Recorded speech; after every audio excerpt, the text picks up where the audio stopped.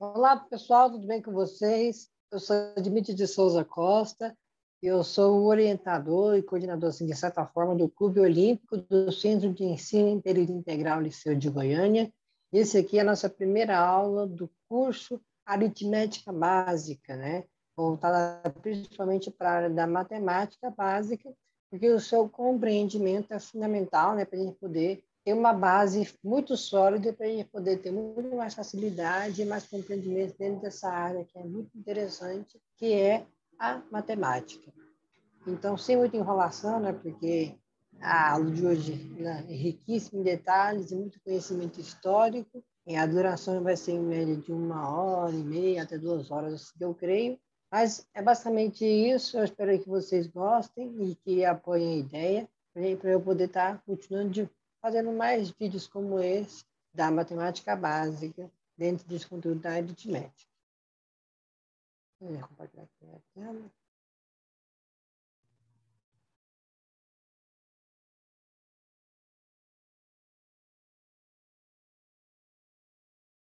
Certinho.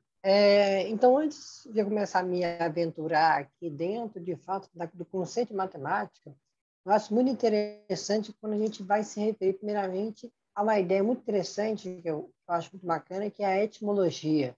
A etimologia é uma área da gramática que ela estuda a origem e a estrutura das palavras, né? É uma área da gramática da língua portuguesa.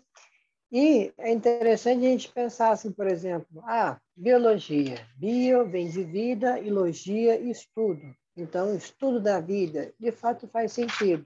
Por exemplo, física. Physis vem do grego, que significa natureza. Aquilo tudo que eu posso tentar expressar ao entorno da natureza. Aqui está também a física. Geografia, geo de terra, e grafia gráfica de anotações sobre o planeta Terra. Então, a gente vai ter uma ramificação muito interessante, até mesmo sobre a estrutura das palavras, e um dos conceitos mais interessantes, e a gente pode pensar assim, a palavra matemática deve significar o quê, aliás, de conta, né? A matemática, de pensar assim, a etimologia dela deve ser o quê? Estudo dos números, né? Tipo mate, números e métrica, estudo. Na verdade, não.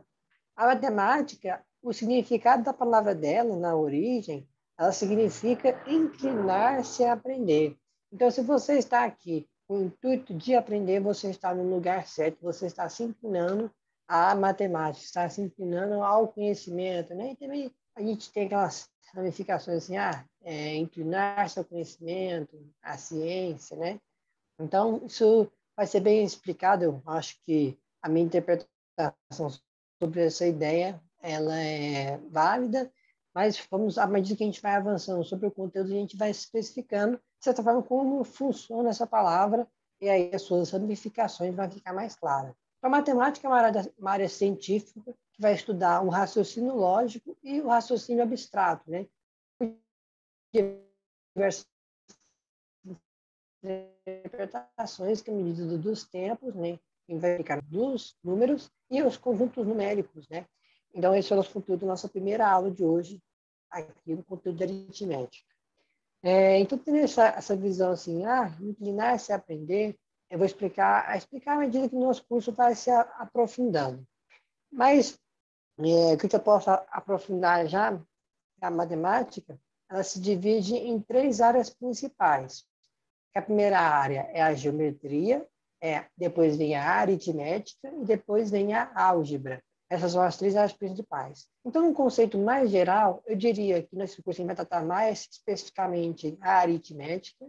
A aritmética, ela vem de aritmos, que vem de número, e metria de estudo, né, de anotações. Então, de fato, a aritmética é o estudo dos números, que faz mais sentido do que a própria palavra matemática, né? Então, a aritmética é simplesmente números e suas operações dentro dos conjuntos, né?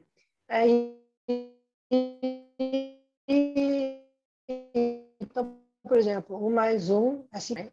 E a álgebra é uma ramificação da matemática. Então, a ramificação a gente fala assim, que é a partir que a gente começa a apresentar as incógnitas, né? O X, o Y, aquelas letrinhas lá, né?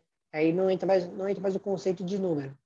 E aí, que interessante que a gente vai ver aqui agora é a origem da palavra cálculo, né? Que é uma relação entre a aritmética e em relação entre a álgebra, que a gente vai poder explicar, que vai fazer muito sentido aqui no contexto histórico. E a geometria, gel, terra e metria, as medidas da terra, né? Tudo aquilo que eu posso medir, volume, área, perímetro, comprimento, então isso vai tratar dentro da geometria, e isso a gente já tem uma percepção já sobre isso.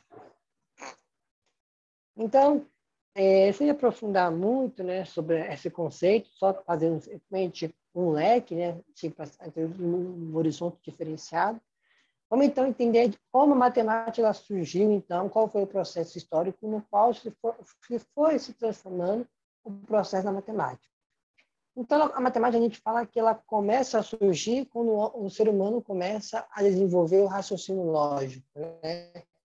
Então, aqui nessa imagem aqui que eu trago aqui no slide, eu normalmente não gosto de trabalhar muito com slide, né? Mas eu acho que é um bom recurso, uma boa ferramenta para eu poder entender mais sobre esse conceito, mas eu sou muito mais prático, né? Eu gosto de trazer bastante de exemplos para a gente poder entender de fato o exercício e as questões de interpretar bem a teoria. Então, quando a gente fala assim que o raciocínio, a matemática vai surgir do raciocínio, quando a gente fala que uma área científica vai surgir, por exemplo, português, matemática, geografia, biologia, química, essas áreas científicas surgem, primeiramente, ela tem uma origem filosófica. O simples ato de questionar e a busca desta resposta, a gente cria uma área científica, um campo de estudo. Então, por exemplo, a gente fala assim, por que será? Como é que eu posso fazer um processo de contagem, por exemplo, da minha plantação? Então, com um simples questionamento, porque a vaca come mato e depois ela sai leite, né? Leite que é branco. Como isso acontece? Aí a biologia vai investigar isso, vai encontrar uma resposta e vai sair de um campo filosófico que vai entrar numa área científica. Então, essas ciências que a gente vai construindo, elas surgem através dessas perguntas, desses questionamentos, dessas curiosidades, que vão, através das suas respostas, das suas conclusões, vão virar campos de estudo, né? Campos científicos. A matemática também que surgiu nesse processo. Então, quando a gente fala aqui que surgiu o raciocínio lógico, eu coloquei aqui na datação pré-histórica, né? 2,5 milhões de anos é quando o grupo dos hominídeos, né, dos homens, se separam dos primatas, né? A partir daí a gente tem uma ramificação. Mas aí o raciocínio, eu diria assim, que a matemática ela, assim, surge de fato em torno, então, aí, de aproximadamente 30 mil anos, 10 mil anos antes de Cristo. Mas eu coloquei essa data aqui para fazer simplesmente marcar no pauta histórico a ramificação onde o ser humano começa a desenvolver, não posso falar de desenvolver, se começa a desenvolver, simplesmente na época, na pré-história, que simplesmente não existia, a gente fala que hoje em dia, que são sistemas numéricos, né? Não tinha aquela percepção de simplesmente ter um, dois, três, né? Que é algo que é muito simples para a gente hoje em dia. Então, até mesmo onde começou a se desenvolver a matemática. Então, foi na pré-história, então, por exemplo, ele vai situar então, naquele ambiente lá. Então, situando aqui em torno aqui dos 10 mil, 5 mil anos, eles ficam vivendo na raça da fazer tribos, né?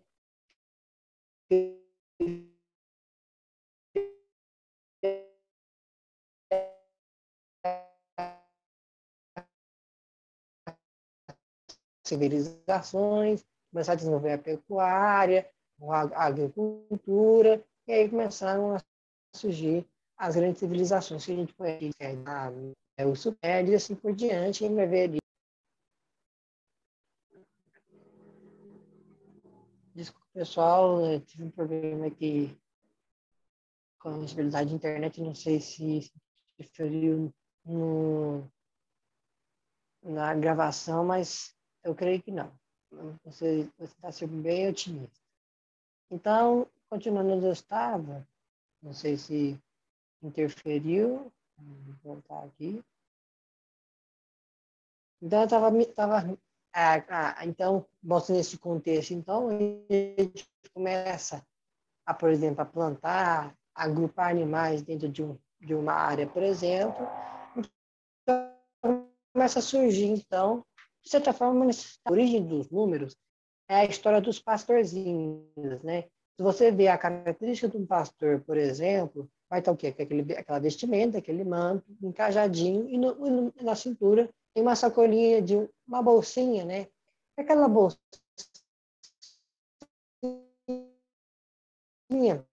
a gente fala lá que é um processo de contar. Então, por exemplo, vamos tentar situar nesse contexto, para poder explicar isso. Por exemplo, se eu tenho ali 20 ovelhas, só que na época não tinha essa percepção assim, temos 20, né? Esse número 20, essa palavra 20. Então, só para fazer uma representação visual, tenho 20 ovelhas ali. Então, eu sou um pastor, eu tenho que deixar minhas ovelhas pastarem, né? Então, eu abro o cercado, mas se deixar elas livres, né? Como é que eu vou saber se as mesmas 20 ovelhas que saíram voltaram, né? Se na época não existia um sistema numérico, né? Não tinha essa percepção de contagem.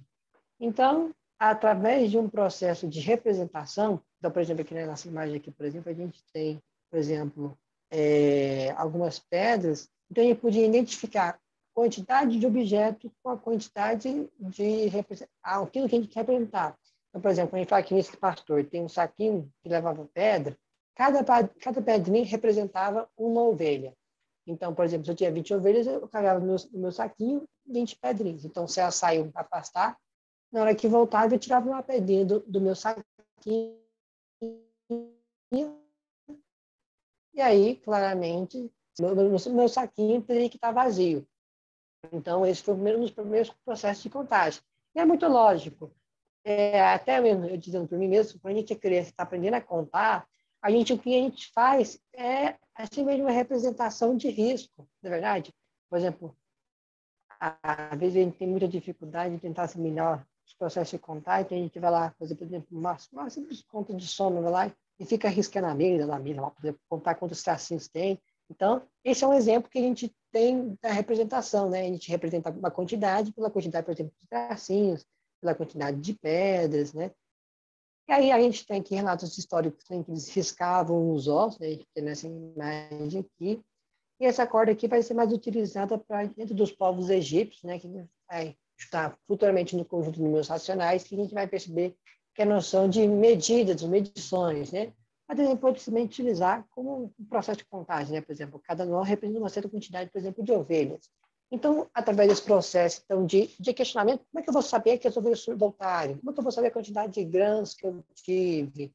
Como é que eu vou saber tal isso, tal coisa, tal coisa? Então, surgiu, então, de certa forma, um processo de contagem no qual não se referia, de certa forma, por números, mas sim por assimilação de objetos. Então, você tinha uma quantidade ali, representar aquela mesma quantidade de lá.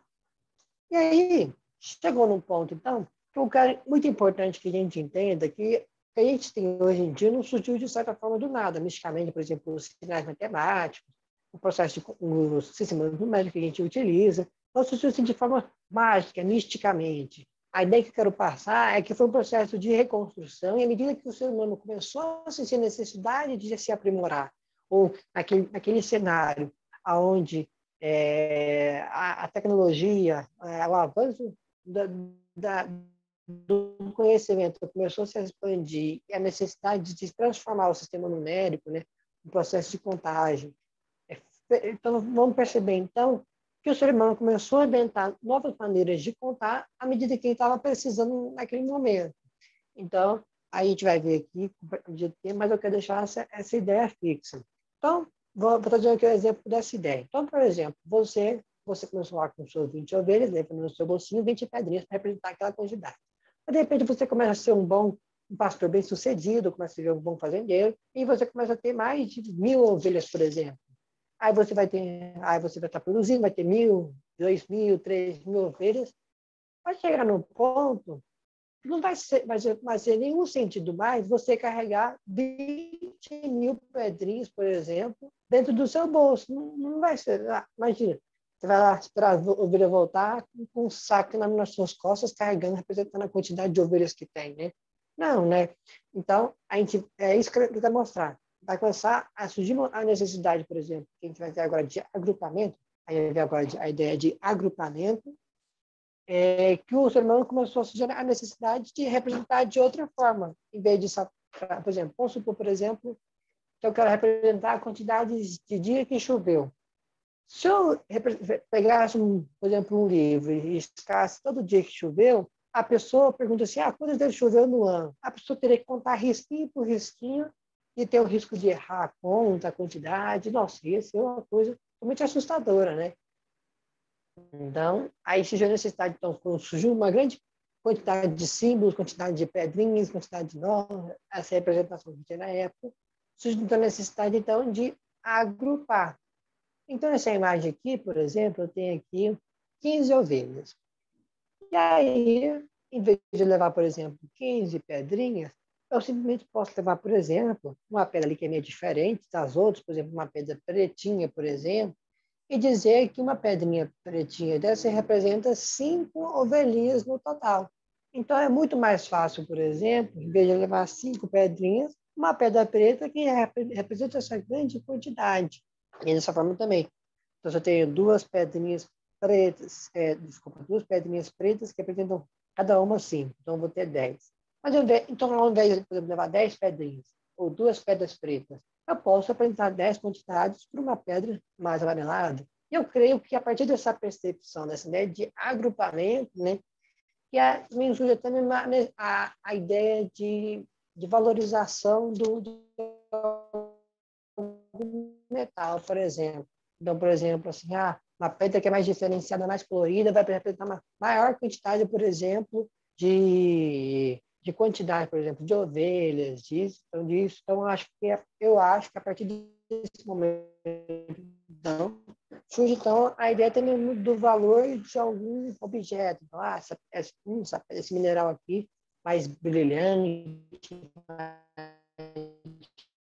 diferenciado, pode ser um grupado de ouro, representar uma quantidade de grãos, e assim, dependendo do que você apresentar na época.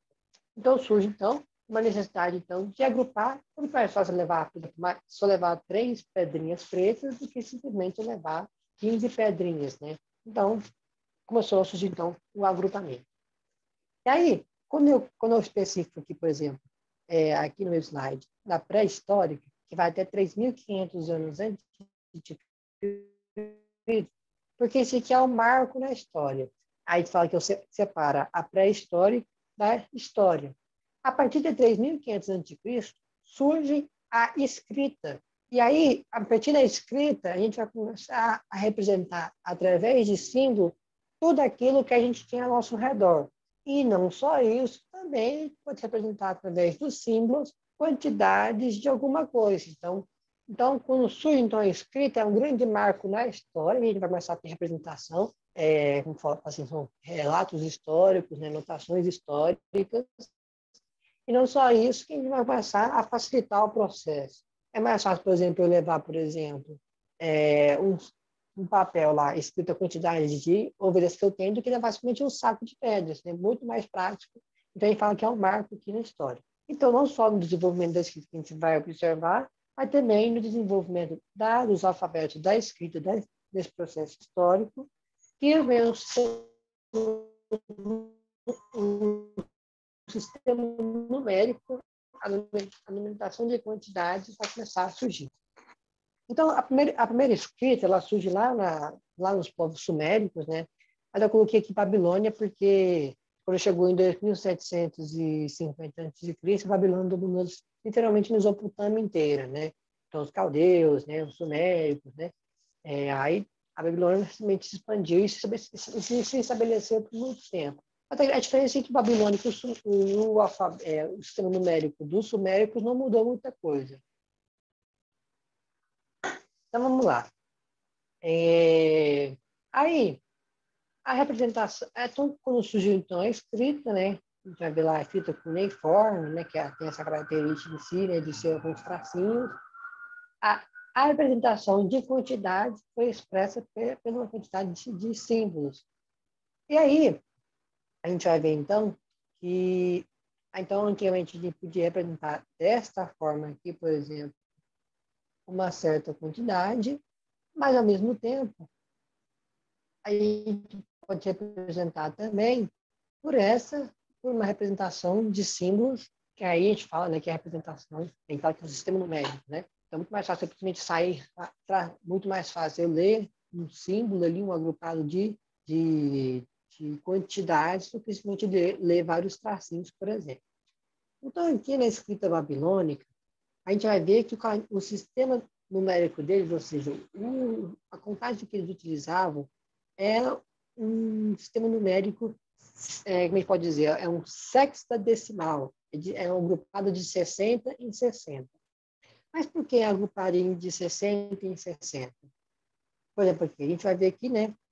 Eu simplesmente poderia escrever até 10, né? Com 10 tracinhos, por exemplo, desse que o meu mouse está passando. Mas aí, em vez de eu agrupar, por exemplo, 10, encher de 10 tracinhos, eu posso simplesmente representar por esse símbolo aqui, por exemplo, que já representa a quantidade de 10. Então, se você ver esse símbolo aqui, por exemplo, naquela época, você já saberia já que isso aqui representa o quê?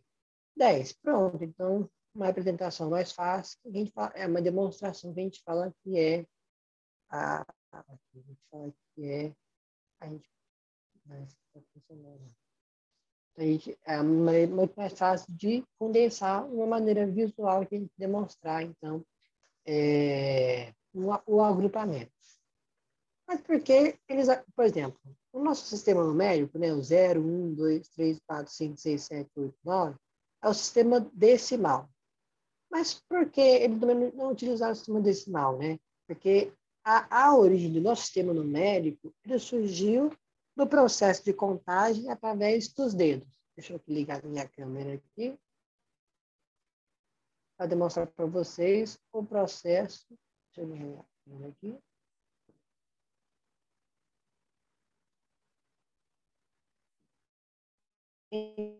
Então, por exemplo, a gente tem aqui ainda, aqui. Então, nosso sistema decimal que a gente conhece, a gente usa, ele é utilizado utilizando os dedos, né? Então, por exemplo, a gente do 1, do 2, do 3, do 4, 5, 6. Então, o nosso processo de contagem utilizou o processo utilizando as palmas da mão, né?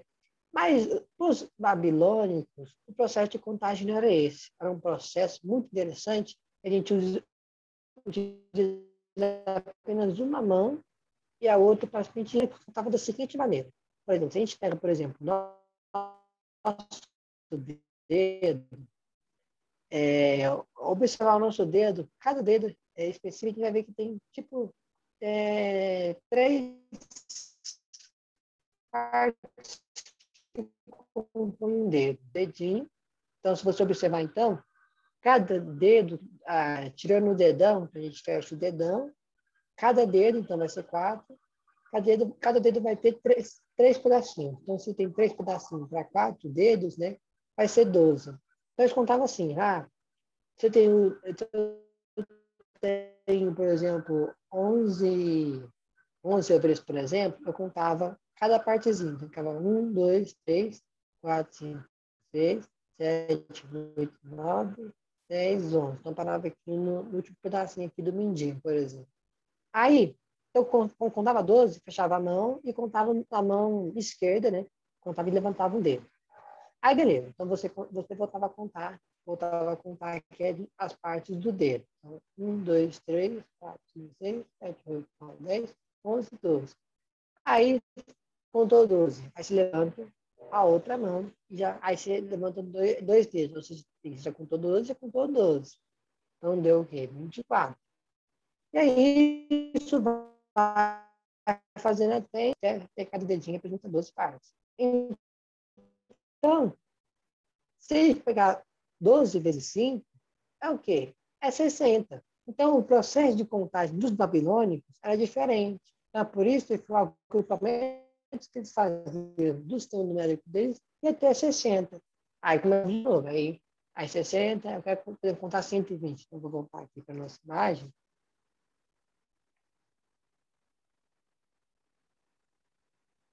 Deixa eu voltar aqui. Aqui. Aí, pessoal, se tiver alguma dúvida sobre esse exemplo que eu dei, vocês podem entrar em contato comigo, deixar no comentário aqui do vídeo aqui. Se essa parte não ficou muito clara, porque a minha internet aqui é muito instável, né? Então, não sei se isso ficou claro para você, mas então, a ideia é o quê? Você pega a sua mão direita, fecha o dedão, observa os seus 4 dedos que ficaram, né? Você puxou o dedão, aí você vai ver que cada dedinho tem 3, é dividido em 3 partes, né? Vai ver que tem 2 listrinhas em cada dedo, né? Aí você vai ver que são 3 partes, então eu contava cada partezinha do dedo como se fosse uma unidade. Aí quando contava 12, com 12 partes que você levantava um dedo da mão esquerda, representando a quantidade de 12. Aí quando você levantar os 5 dedos da mão esquerda, acabou. E aí você já não vai poder levantar outro dedo depois, né? Tem que ser 6 dedos, né? Não sei como é. Aí, aí fechava até 60. Então por isso que você vai ver aqui no símbolo, que começava aqui no 1, e o símbolo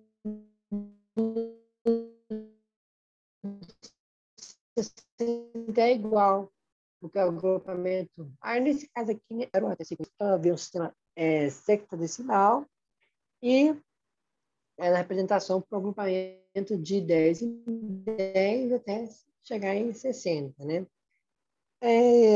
Então, a gente vai ver, então, o que eu estava querendo comentar, é que, por exemplo, a origem da palavra cálculo, cálculo é uma junção da aritmética, que é o quê? Números, operações, com a álgebra, as incógnitas. Né? E juntando elas, a gente vai relacionando isso, a gente vai encontrar o cálculo. E o cálculo, na etimologia, a etimologia de novo, é simplesmente a contagem de pedras. Ou seja, é esse processo que a gente viu aqui na formação histórica, né?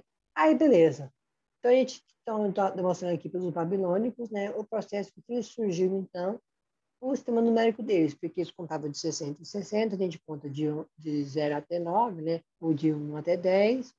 Então, a gente já vê, então, a diferença entre eles. Mas o que eu queria mostrar, eu vou mostrar para vocês aqui, não o processo evolutivo do sistema numérico, mas sim pelo acontecimento histórico, né, pelo tempo, ali no tempo até chegar no Renascimento, que a gente usa o nosso sistema indo-arábico. Então, só apresentação, então, essa é a ideia que eu apresento para vocês do sistema numérico babilônico. A gente passa, então, para os egípcios. Os egípcios, né, uma das primeiras civilizações da história, é um dos sistemas numéricos mais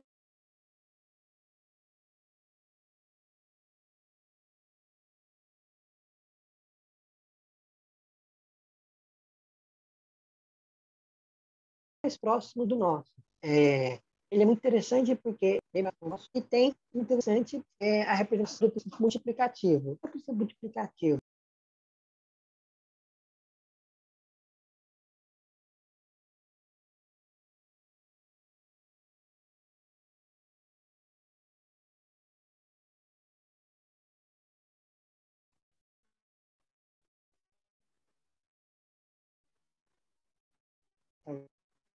vou gravar de novo compartilhar aqui.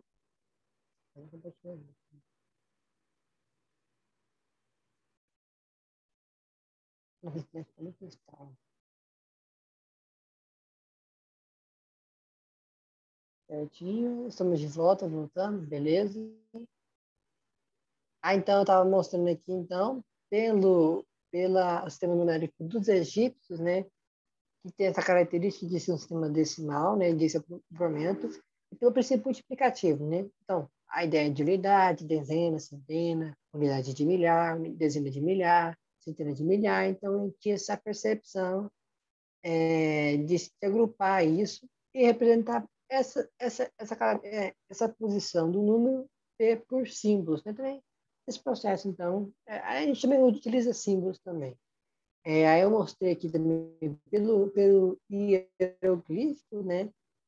E também eu mostrei aqui por outra representação, para a gente não se prender a ideia de que simplesmente no Egito sempre teve a vida inteira apenas o hieroglifo. Não, tivemos o hierático e o demótico, tá? Aí eu apresentei aqui de outra forma, mas esse aqui não chega a ser importante para o nosso estudo, mas sim esse aqui de cima. Então, os egípcios é interessante. Então, por exemplo, aqui, vou fazer uma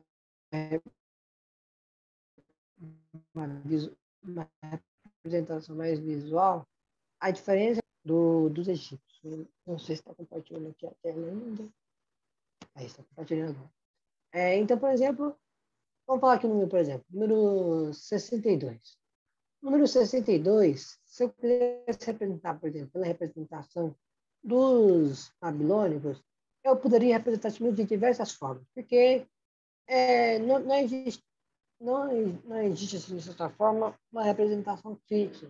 Eu simplesmente posso escrever de diversas formas, eu posso escrever de vários tracinhos, porque cada tracinho apresenta uma unidade. Se eu colocasse aqui 62 tracinhos, eu também saberia que teria 62, né? Então, por exemplo, se eu quisesse me representar por esse assim, por exemplo, aqui que a gente viu lá que é o 10, e colocar ele aqui 6 vezes, né? Vou colocar aqui. Então, aqui a gente tem então o número 62, porque a gente sabe que cada símbolo desse aqui é um agrupamento de 10 em 10. Se tem 6, são 60. Opa, desculpa, tem aqui mais um. Pronto. E aqui é um sinal de 1, então se tiver 2, então é 62. Aí, para os egípcios, por exemplo, lá na imagem, a gente vai ver que um tracinho representa a unidade, então a gente vai ter 2 unidades, e cada arco representa a dezena. Então, se tiver 6 arquinhos desses, eu vou estar representando 60 dezenas, né? Não, desculpa, 6 dezenas, né? E aí a gente vai ver, então, essa representação. O que é interessante é que a gente pode alternar os símbolos, né? Que não vai interferir, porque a gente vai saber, de certa forma, que cada arquinho representa 10 em 10, esse 1 em 1, dessa forma. O primeiro problema do babilônico que eu poderia observar a complexidade que tem para poder formar um símbolo, né? Que varia de cada um, vai ter aquele esforço de se contar, né? E aí, por exemplo, se eu quiser representar, por exemplo, um número muito grande, por exemplo, 162, por tracinho de agrupamento de 60 em 60, seria uma coisa muito complexa, né? Então, por exemplo, seria, vamos pegar aqui, por exemplo, o número 59, que é o limite, né, do agrupamento, que começa a partir do zero, né? Então, eu pegaria aqui o 9, né? E aí eu colocaria aqui. Aí já estou cansando só daqui já, né? Aí tem que ficar 59, né? Aqui a gente vai ter aqui. A gente teria que repetir isso aqui. Aí vai dar 59, vai dar 118. Ainda não chegamos em 162. E aí a gente vai. Eu volto rápido aqui para numerar muito. Pronto, aí 177. Aí já passou já, então eu já teria que reduzir aqui alguns símbolos. Então, pela complexidade, a gente tem uma abertura muito grande, pode representar de outras formas também, e também daria muito trabalho para representar grandes quantidades. Então, a gente já percebe já que a necessidade de se desenvolver, por exemplo, outro sistema numérico da época, e de certa forma iria acontecer, porque chegaria novamente àquela mesma ideia de grandes quantidades, eu teria que agrupar e fazer um novo sistema numérico. Aí o Egito não, por exemplo, se fala assim, isso aqui é 162. Então, seria a mesma forma, por exemplo, de escrever um lacinho, que a gente sabe que representa a quantidade de 100, 6 arquinhos, porque a gente sabe que cada arquinho isso aqui não interfere em nada, porque a gente sabe que cada agrupamento, cada símbolo representa uma certa quantidade. Beleza. Então, essa é a ideia. Então, eu diria assim, que o egípcio é algo bem próximo do nosso, sabe? A única coisa que a gente vai ver é o sistema ordenado, né? E aí a ordem vai importar, né? E vai ver a complexidade e a profundidade do nosso sistema numérico tem em relação aos outros. Beleza, então é só essa visão que a gente pode ter, então, né, do desenvolvimento dos números, né?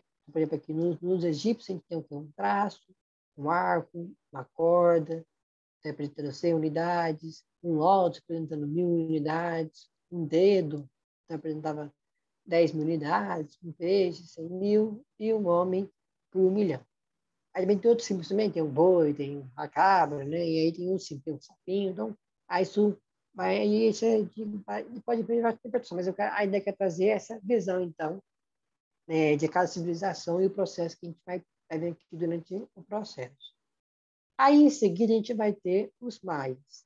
Os maias é um sistema numérico, é um vigesimal, ou seja, de 20 em 20, é um sistema numérico que vai agrupar de 20 em 20, então começa do zero e vai até 19, que é 0, 1, 2, 3, 4, 5, 6, 7, 8, 9, 19. Aí deu 20 números. O que é interessante é do sistema dos maias, não tem muitas coisas diferentes, sabe? Em vez de, por exemplo, representar por tracinhos, os maias representavam, por exemplo, por bolinhas, né? Cada bolinha representava uma certa quantidade. E aí, a gente viu aqui, por exemplo, então, por exemplo, os babilônicos representavam um agrupamento de 10 em 10, que era tipo, vou passar aqui um símbolo aqui mais fácil, eu quero tentando inventar aqui, mas é tipo, é esse símbolo aqui inclinado, né? E aí a gente vai ver, por exemplo, nos egípcios, que a gente vai ter a representação por símbolos diferentes, né? Por exemplo, um tracinho, uma unidade, um arco, como eu demonstrei. E aqui nos maias o agrupamento vai ser de 5 em 5. E aí, então, o agrupamento dos maias ele vai ser de 5 em 5. Ou seja, então, por exemplo, cada bolinha representa uma unidade, e aí na quinta unidade a gente vai representar por uma barrinha. Tranquilo. Aí, a representação interessante não tem, como diz, não tem algo diferente aqui dos demais, né? É só outra representação que a gente pode ter de um sistema numérico, né? Uma outra maneira diferente.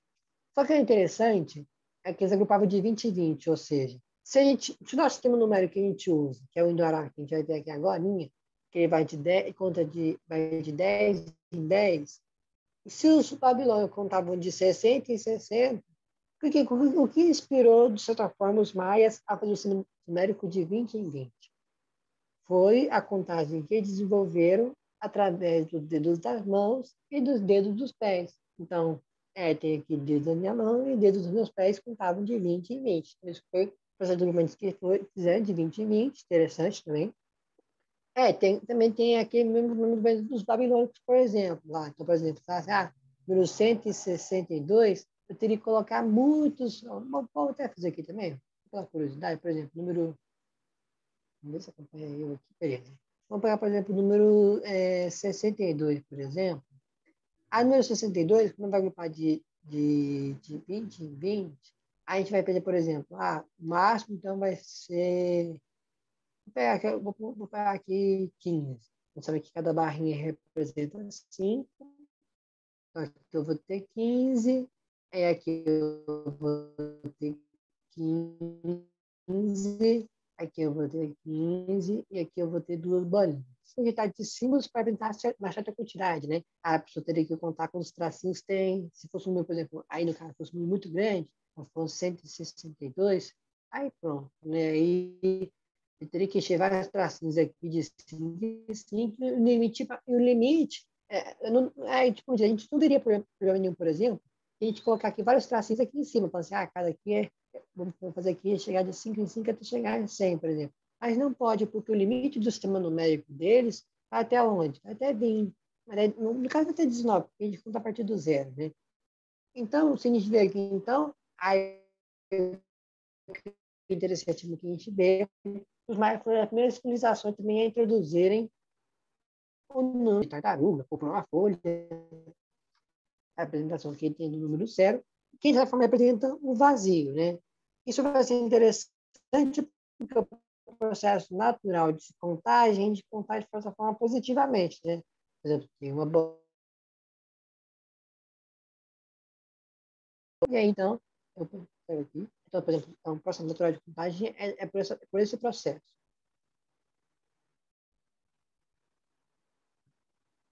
hidratando um pouco aqui. Então, se eu começar a contar do 1, tem uma coisa, duas coisas, então, se eu tirar um, eu vou ter nada, né? Então, eles, pensando nisso, começaram a representar também o algarismo zero, né? Então, essa foi a primeira introdução do zero que a gente teve. A ideia do zero, a gente vai ver mais à frente, surgiu pelos hindus, né? Que era representada por um ovo, né? Então, se o pintinho ali era um pintinho, então, uma unidade, né? Saía do zero, então, contava a partir do 1, nasceu um pintinho. E o que ficou lá atrás é simplesmente um ovo vazio, né? Então, esse vazio, né? Representava, então, o zero. É interessantíssimo, né? Então, esse é o sistema numérico maia. Aí, em seguida, a gente vai entrar, então, eu não sei como é que surgiu esse processo desse sistema numérico, mas eu tenho a minha interpretação. O sistema numérico dos gregos eram representados pelas próprias letras dos seus próprios alfabetos. De certa forma, isso é meio confuso de a gente poder tentar interpretar como isso se fundamentou. Talvez seria interessante, no meio da própria escrita ali, por exemplo, já fazendo uma certa forma reciclagem, né? Em vez de a gente poder criar outros símbolos para poder apresentar uma certa quantidade de números, a gente poderia simplesmente utilizar, por exemplo, o próprio símbolos, né? Então, por exemplo, nessa imagem aqui, por exemplo, que a gente acha que é simplesmente incógnito, por exemplo, na física, o alfa, o beta, o gama, aí tem um delta aqui, em forma de Bhaskara, aí a gente tem aqui o θ, que é ângulo, o mi, né, os coeficientes, né, tem vários sinais aqui, que o π, né, que é 14, 15, 92, né, e tal. Mas aí, para os gregos, as próprias letras que usavam no seu dia a dia para suas próprias escritas também representavam os números, né? Eu não sei se dessa forma é um proporcionador, porque a gente vai ver aqui, mas a gente vai perceber que várias civilizações adotaram esse mesmo método, né? De utilizar o seu próprio alfabeto de escrita para utilizar eles como representações de quantidade, ou seja, agrupamento. Ou seja, se eu tiver, por exemplo, vários iota, que na imagem, por exemplo, vários símbolos de iota lá, eu vou simplesmente subentender que vai ser o quê? Vai ser 10 repetidas vezes lá. Por exemplo, π, seria agrupamento de 80 em 80. Se fosse φ, de 500 em 500. Então, essa mesma interpretação de agrupamento, de formação numérico através da escrita, e o que marcou foi a representação, então, do próprio alfabeto para o próprio sistema numérico. E não foram só os gregos que fizeram isso, mas também os hebraicos, tá? Também utilizavam os seus próprios alfabetos para representar a quantidade de elementos, a quantidade de números, né? E também, não só isso também, o calendário romano, que simplesmente se instituiu pela Europa por muito tempo, né? O calendário romano, eu acho que isso também mesmo foi, de certa forma, indutivo continuar utilizando. A gente sabe lá que os romanos adentraram a cultura, né, adotaram a cultura dos gregos, né? Mas aí depois que o Império Romano caiu, se tornou o Império da Grécia, né? Então a gente vai ter então que até mesmo se os gregos utilizavam já o alfabeto para representar os números, os gregos, de certa forma, também usariam também a ali as anotações que eles já tinham já, né, o vasto conhecimento da Grécia, né, para utilizar ali. Então, mas também eu tenho até mesmo as minhas próprias conclusões de que o Império Romano continuou a utilizar o sistema do seu próprio alfabeto para apresentar quantidades, principalmente no ambiente de um dos maiores impérios da história, para poder passar as comunicações, né, para o exército, né, para os seus latifundiários, para outras regiões do Império. Então, a gente fala também que a gente criou, dentro do Império Romano, a gente criou, por exemplo, a cifra de César, né? Que é um dos primeiros processos de criptografia da história, né? Então, de certa forma, misturar a própria organização de quantidade, ou seja, de forma, um número com o alfabeto, foi, de certa forma, estratégico, né? Para a gente poder misturar ali número com letras, pode ser número, pode ser uma frase. Então, aí só quem saberia interpretar a cifra de César poderia entender se aquilo lá é um número, se aquilo lá é uma letra. Então, dessa forma, eu creio que isso foi um proporcionador do Império Romano a continuar usando esse desenvolvimento da escrita. Aí, a gente sabe aqui, então, a gente já conhece então, essa mesma noção. Então, a gente está chegando agora, então, a gente passou, então, pelo processo de contagem, né? Então, uma pedrinha, uma ovelhinha, duas pedrinhas, duas ovelhinas. Depois passamos para o processo de agrupamento, ou seja, uma pedrinha marrom vai ser um agrupado de 10 ovelhas, por exemplo. Um símbolo diferente vai representar quantidades maiores e diferentes, ou seja, agrupando e sintetizando essa quantidade. Aí a gente entrou agora, então, na representação da utilização do alfabeto para representar quantidades. Então, a gente continuou a utilizar essa ideia de agrupar, só que nesse sentido de usar o símbolo. Aí a gente vai aprofundar, até agora a gente não viu muita coisa lá, porque a matemática nessa época, também para o Império Romano, nunca foi em tudo de fazer cálculos, de interpretar as coisas. Simplesmente era uma maneira de poder fazer, por exemplo, negócio, que surgiu os Habsburgos, o comércio se inicializou, né?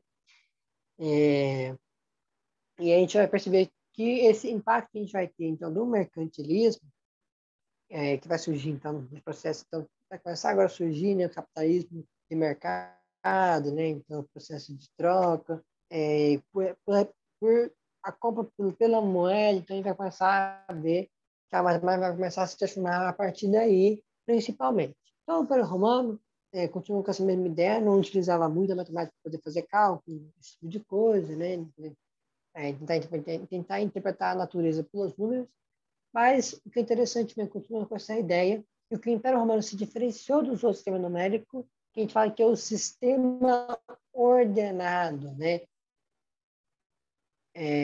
O sistema ordenado é que a posição do símbolo interfere na quantidade. Então, por exemplo, aqui vamos fazer uma representação, a gente sabe muito bem, por exemplo, se a gente tiver, por exemplo, número V1, a gente sabe que o V representa 5 e o 1 é 1, né? Esse um tracinho é um tracinho. Aí a gente sabe que essa posição é a representação do número 6, certo? Mas aí, se a gente pegar esse mesmo símbolo aqui e jogar para cá, ele vai ser o número quê? Aí vai ser o número 4. Porque a ideia, então, é que um número menor do que o número que vai vir em seguida for menor a uma operação de subtração. Mas se o símbolo ficar aqui em questão, aqui em cima, que vier depois do número maior, há um processo, então, de adição. Então, a gente vai pensar, então, o sistema ordenado, ou seja, a posição do número vai influenciar na quantidade ali que a gente vai... Não, desculpa, a representação do símbolo vai influenciar na quantidade que a gente vai ter. Então, se tiver aqui, vai ser um valor. Se tiver aqui, vai ser outro valor. Aí, qualquer símbolo, se não tiver, então, se nesse lugar aqui, por exemplo, for menor que esse número aqui, é um processo de subtração. Se esse aqui, por exemplo, esse 5 é maior do que 1, então, ao contrário, então, é um processo de soma. Então, esse é o grande diferencial que a gente vai ter, então, utilizando o calendário romano. O calendário romano, ele foi utilizado pela Igreja Católica Romana, que a gente sabe que entrou, então, nesse processo, então, a gente entrou dentro da Idade Média. A gente não teve um desenvolvimento da ciência muito grande, né? E existe, sim, um conteúdo que fala assim, que chama mesmo, ciência medieval. Que aí tem, sim, um estudo interessante, né, do desenvolvimento da ciência ali no medieval, mas não foi com muito, não pode dizer, até chegar ali na Idade Média, até depois dela, não se compara, né, o avanço tecnológico, o avanço da ciência que a gente tem, né, no período e antes e pré dele. Então, quando entrou a Igreja Católica Romana, né, dominou ali a Europa toda, o desenvolvimento do sistema numérico não foi se inovando, e foi só apenas utilizando o calendário, o sistema numérico romano. O que é interessante no que gostaria de comentar é que o agrupamento do números romano não se limita a esses símbolos aqui. Vai ter até, por exemplo, até no máximo 1000. A gente tem uma visão aqui muito interessante, por exemplo, o número 5, número 10, o número 50, aí número 50, número 100, aí gente vai ter o número 500, depois vai ter o número 1000. Se a gente colocar um tracinho em cima, é uma representação do número 1000. Ou seja, a gente vai ter aqui, então, a continuação seria o quê? Então, a gente teria teria 1, 5, 10, 50, 100, 500, 1000. A partir daí, colocando um tracinho nos mesmos símbolos, a gente vai ter aqui 5.000, a gente vai ter aqui 10.000, vai ter aqui 50.000, aqui a gente vai ter 100.000, aqui a gente vai ter 500.000, aqui a gente vai ter 1.000.000. Ou seja, é uma continuação que eu diria, então, misteriosa do sistema numérico romano. Porque a gente nunca precisou representar quantidades imensas, também a gente não é do período deles, né? A gente já utiliza outro calendário. Então, quando eu comentei sobre a Idade Média, que não teve um avanço significativo, então, na área da matemática em si, então a gente vai entrar, então, quando sai da da idade das trevas, da Idade Média, a gente fala que é o período que a gente chama da Idade da Luz, o período da Luz, ou seja, o Iluminismo, mas no caso antes de então no Renascimento, né? No século, então entrou aqui no século XIII, no século XIV, então a gente entrou então no período de renascimento, do renascer, né? De tirar o homem lá do teocentrismo e voltar para o antropocentrismo, né? Que fala que é o período dos humanistas, né? Que vai voltar simplesmente pela representação e, de certa forma, para a antropofagia. Então, aquilo que a Europa se vê de algo que é positivo ele em outra região, vai aderir para ela, né? Então, a gente vai ter essa característica, principalmente agora. A gente vai ter uma revolução ali dentro da Europa ali e vai modificar tudo aquilo ali que a gente quer abandonar, então, esse passado obscuro que a gente teve, né? Então, a gente vai trazer novos elementos, novas configurações. Então, nesse período então, que a gente fala assim, que quando entra no século XV, no século XVI, né, pós-Idade Média, a gente vai ter uma expansão do conhecimento, né, a expansão da área da matemática, do comércio, né, e eu creio que o sistema numérico que a gente utiliza hoje em dia, que é o sistema indo-arábico, que a gente fala que é o 0, 1, 2, 3, então vamos, de certa forma, se propagou, de certa forma, para o mundo inteiro, como diz, quando ele surgiu, né, começou a se espalhar, o momento histórico ali influenciou muito para se tornar o sistema numérico que a gente usa até hoje e se tornou cabível para a gente poder realizar todos os processos, na verdade, que a gente sabe que a gente conseguiu expandir até hoje em dia e está desenvolvendo.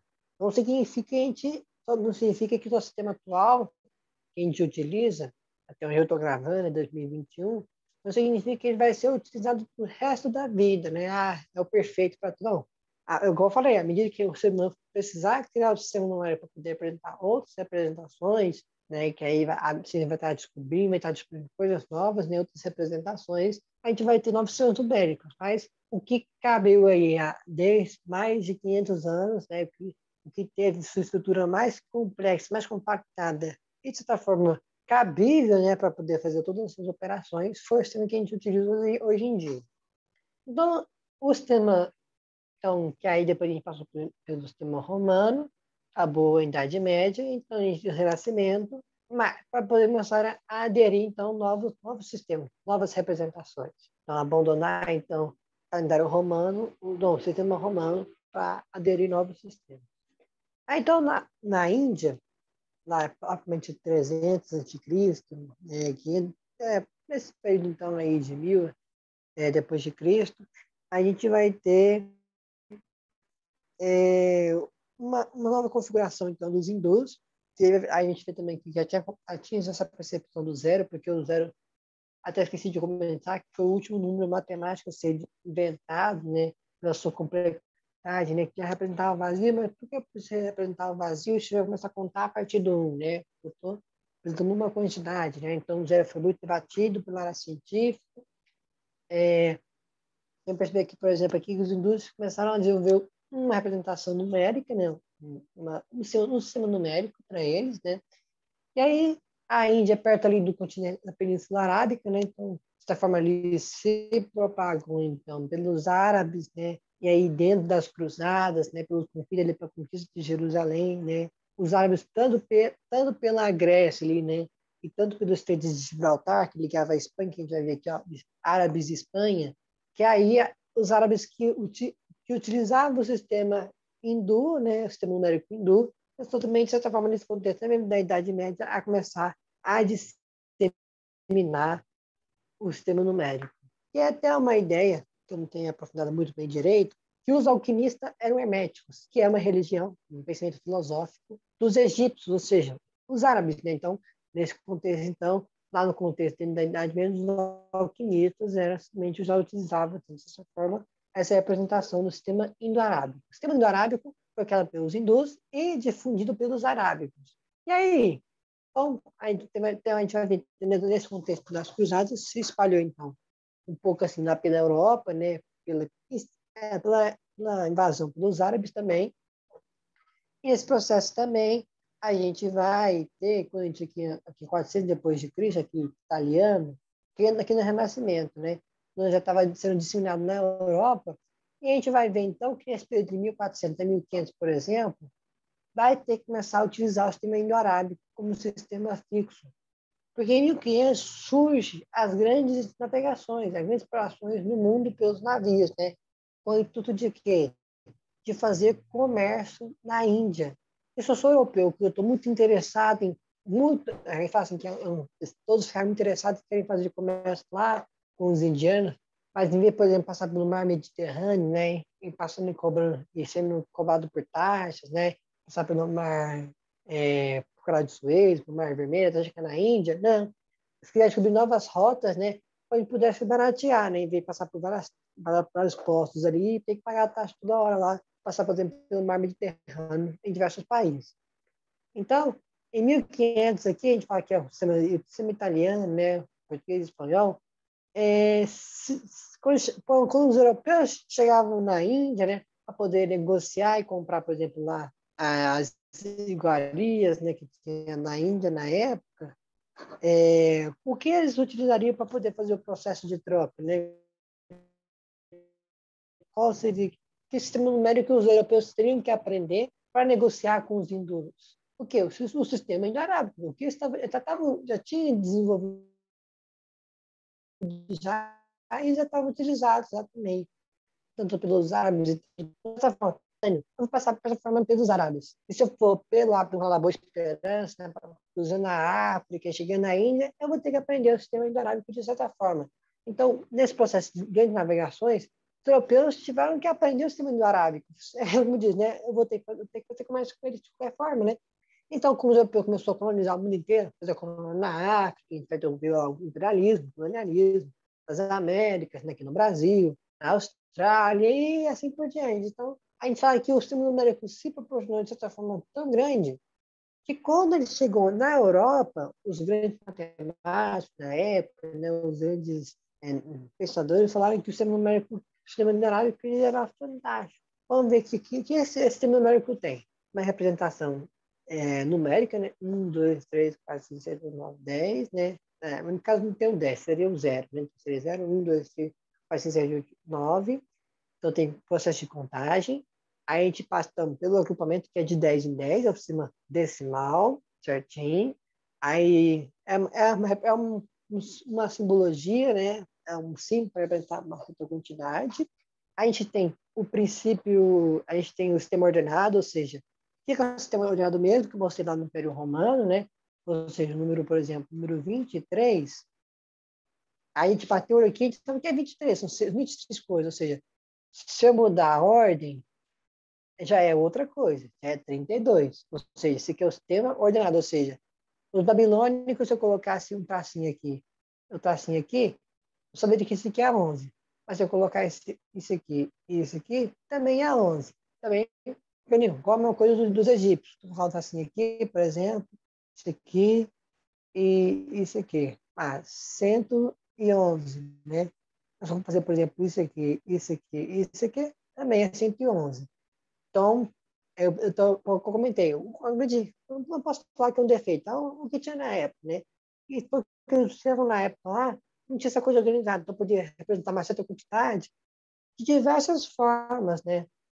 Então, aí, então, surgiu, então, comentei lá no Império Romano, então, tem essa questão de posição, então, a gente fala que é o sistema ordenado, né? Então, a gente vê aqui nas características, então, por exemplo, o número 13 é diferente do número, por exemplo, 31. Então, é uma característica bastante organizada, né?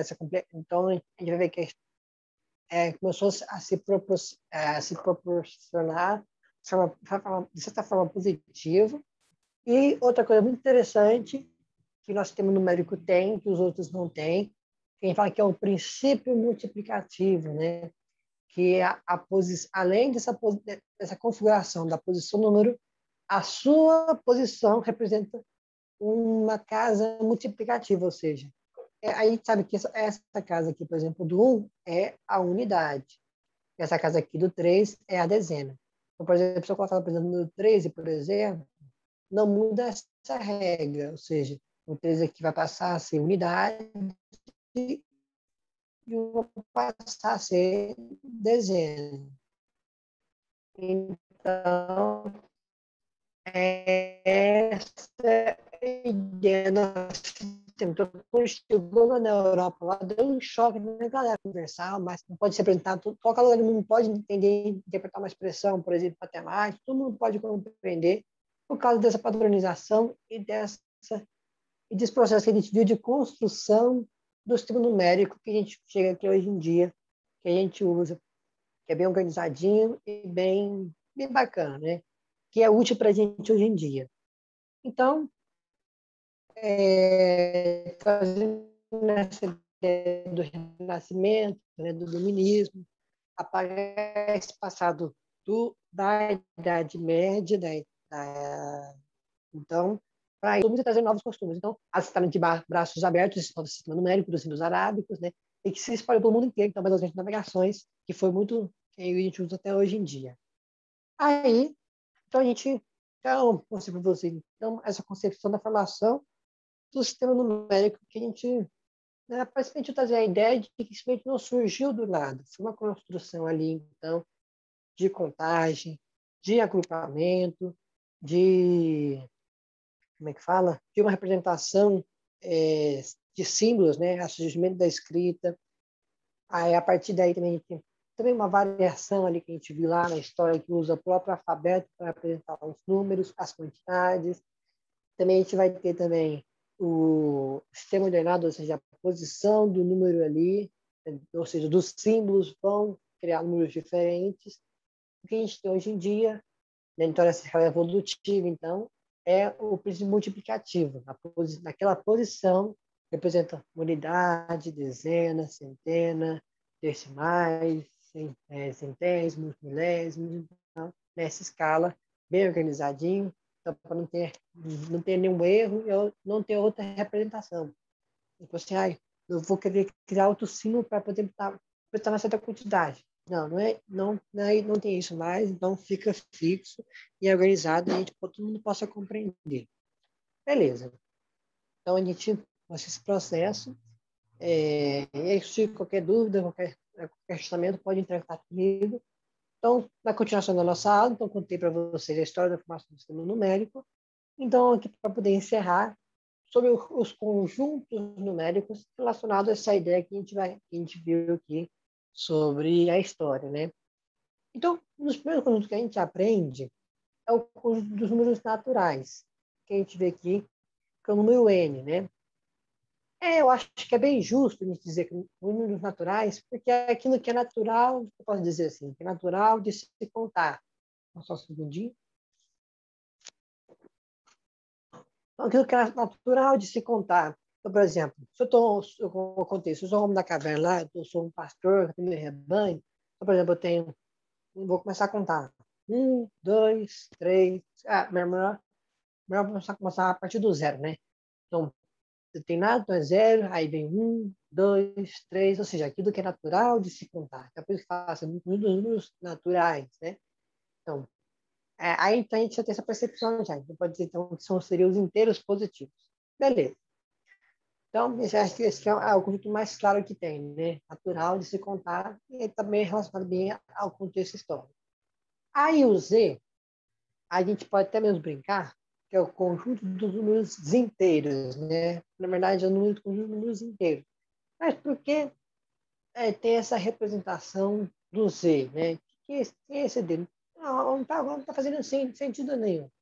O Z, essa palavra Z, se não me engano, eu não sei pronunciar bem, mas se você precisar no Google Tradutor, você vê lá, número inteiro, e passar para o alemão, sei lá, Zahlen, alguma coisa lá que começa com a letra Z. Ou seja, a palavra número inteiro, em alemão, começa com a letra Z. Mas por que esse Z, né? Porque tem os alemães, o que tem a ver, né? A gente vai ver na próxima aula, sobre a surgimento das operações. Desculpa. A próxima aula vai ser sobre as operações aritméticas, que além de estar apresentando elas, a gente vai apresentar o contexto histórico de foi formado, né? Eu lembro que eu comentei sobre o mercantilismo, né, o processo de informação ali de troca, mas imagina, então, comecei a usar pagamento, né? Então, fala assim, eu vou pagar fiado, deixa eu pagar depois, né? Ou seja, começou a surgir essa ideia de quê? De dívida. Ou seja, então, se você está me devendo R$ 2, então não é mais, não, então não seria o 2, seria o quê? Seria o menos 2, né? Então, nesse processo, então, ou seja, logo começou, então, começou a necessidade, então, de criar dívida, começou, então, a necessidade de criar outra representação de símbolos, né? Então, é mesmo interessante, deixa eu trazer aqui para o Paint, nosso quadro interativo aqui, é até mesmo interessante a gente pensar sobre a ideia de que o zero, qual é a relação que o zero tem agora para a gente hoje em dia. Na reta numérica, né, onde a gente coloca os números, então, por exemplo, aqui, vamos supor, por exemplo, que não tivesse a ideia do zero, né? Vamos dizer aqui que é natural de se contar. Então, vamos fazer, aqui vai ser o 1, aí vai ser o 2, e vai ser o 3, né? Aí vamos supor que você está vendendo, por exemplo, um salgadinho por R$ 1. Aí o cara vai falar assim, amanhã eu pago, né? Então, ele vai lá e leva o salgadinho, você vai estar te devendo, então, teoricamente, -1, né? Amanhã ele vai me pagar, então, né? Então, por exemplo, ele vai lá, vê no dia seguinte, fala, vou pagar depois, vai me dar outro salgadinho aí. Aí tá me devendo -2. Aí, de repente, chega num dia, por exemplo, ele vai lá e me paga, como posso dizer? Vai lá e me paga R$ 2. Então, na reta numérica, ele sai daqui do -2, aí paga 1 e paga 1, né? Aí você fala, ué, agora eu que estou devendo o cara, então vou ter que pagar 1 para ele.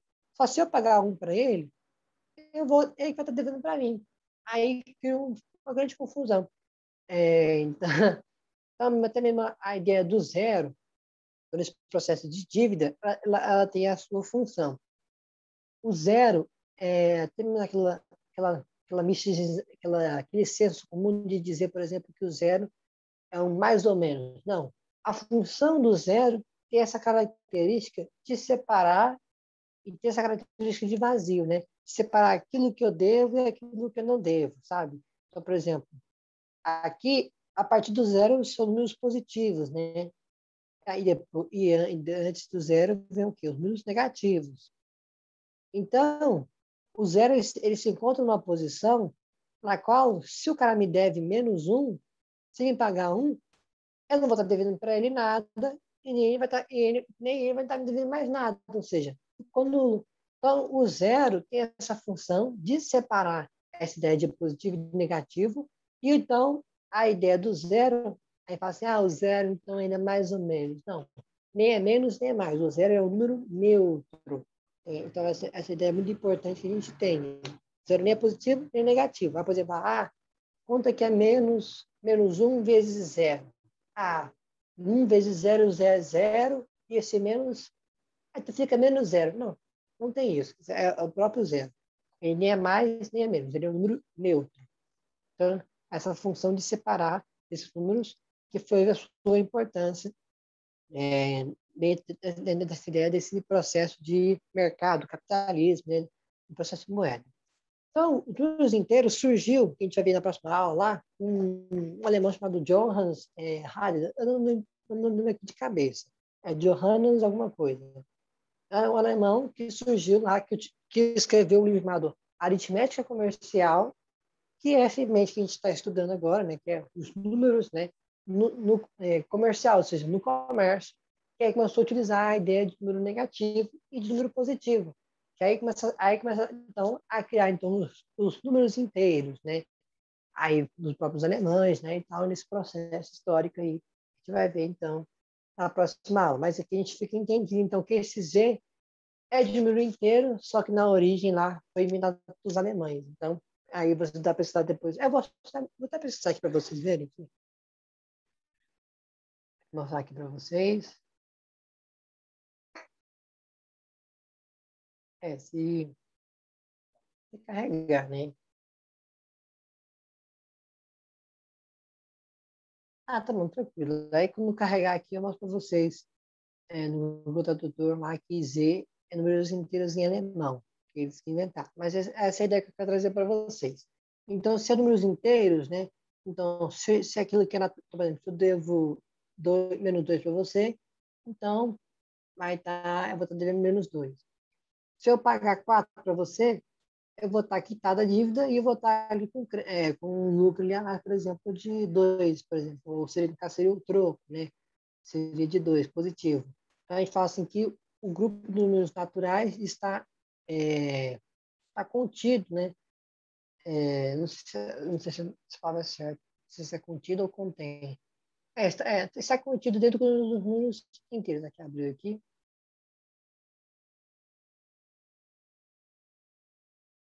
Não abriu. Então, então essa é a ideia da letrinha Z. Aí, seguindo, a gente vai entrar, então, no conjunto Q, que é o conjunto de números racionais. Ah, mas ele coloca com R, né, de racionais, vai ficar fácil. Calma, agora que abriu aqui. O que ele representa a ideia que a gente vai ver na próxima aula, que a gente fala que é a estrutura da divisão. Acho que todo mundo já viu sobre isso já, né, na fundamental, que acho que foi mais pesado para a gente poder entender a estrutura da divisão. A gente tem lá o dividendo, o divisor, o quociente e o resto. Nessa estrutura, o quociente é a resposta da divisão. A gente vai ver, então, quem vai estar incluído no número dos racionais, então, que é o processo de divisão, é os números fracionários, os números decimais e as dízimas periódicas, que simplesmente criados a partir da fração, que é o quê? Divisão, né? Que a gente já está aprofundando nas futuras aulas, né? Então, esse aqui é de quociente, que é o quê? É divisão, ou seja, é o resultado da divisão. Então, N de natural, de se contar, C de números inteiros em alemão, eles inventaram o quê? De quociente, que é a resposta da divisão. Aí a gente vai entrar aqui em números irracionais, aquilo que não pode ser expresso por uma divisão, por isso falar que in é um sufixo de negação, irracionais é divisão, ou seja, aí até a palavra mesmo, racionais vem da origem de razão, e razão é divisão também, mesma coisa, fração, razão, divisão, mesma coisa, proporção, tudo divisão. Então, a gente vai ter essa mesma percepção. A irracional não pode ser dividida, mas é isso que a gente vai estar aprofundando nas futuras aulas. Né? Vai estar aqui o π, raiz de números não quadrados, né? Não exatos, né? Dentro do conjunto aqui, e aquilo também que não pode ser expresso, número de Euler e assim por diante. Aí, números reais é que agloba todos esses números, representado pela letra R, mais fácil de lembrar. E a gente tem outros conjuntos, né? Aí a gente é isso que a gente vai mais aprofundado para o terceiro ano, que é os números complexos, né? Que vai estar juntando os reais com os imaginários, que vai estar a raiz de menos um e assim por diante. E também a gente tem diversos outros conjuntos, os hipérbolos, né? E assim por diante, né? Não vou estar citando aqui para não dar interferência. Mas a ideia que eu quero trazer é essa ideia desses símbolos aqui, né? E a ideia do que tem ali dentro, sabe? Então, natural de se contar, inteiro é o Z em alemão, que é de consciente, ou seja, divisão, aquilo que não, irracionais, que não pode ser dividido, irracionais vai estar juntando todo mundo junto ali, irracionais e complexos. Mas esse aqui, a gente vai estar aprofundando nas futuras aulas do nosso curso. Então, deixa eu abrir aqui o Google. Essa aqui tem como resultado.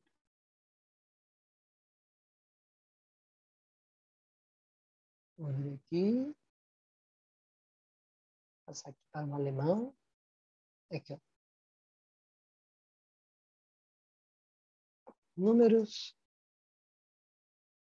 inteiros.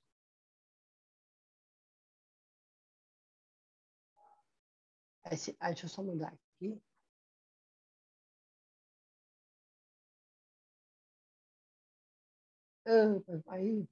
Aí quebrou tudo, peraí. Números inteiros.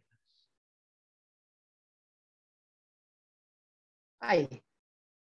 Mas aqui tá diferente. Peraí, deixa eu ver se eu consigo fazer o que eu quero mostrar.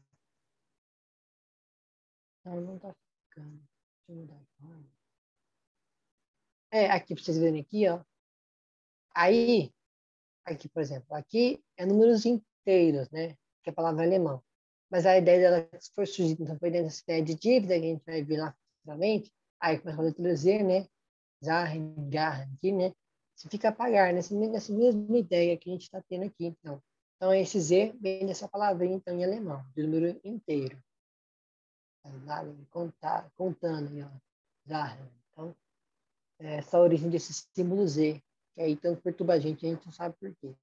Então, é isso. Então, o que a nossa aula foi trazer uma visão geral sobre o sistema numérico. Não só isso, apresentar um pouquinho assim desculpa, dos conjuntos dos números, nossa, dos conjuntos dos números, dos conjuntos numéricos, que aí nas futuras aulas, a partir da aula 3, vai ficar mais interessante. A gente vai começar a adentrar as operações dentro de cada um dos conjuntos, e vai ser uma aula bastante dinâmica, com vários exercícios, várias explicações.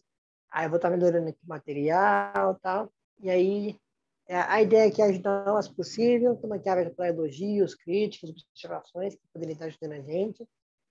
Para estar trazendo mais conteúdo de matemática, porque é uma área tão interessante de ser estudada, mas com muita dificuldade que muita gente tem, mas muito interessante ter material assim como esse aqui. E é isso. Muito obrigado e até a próxima aula.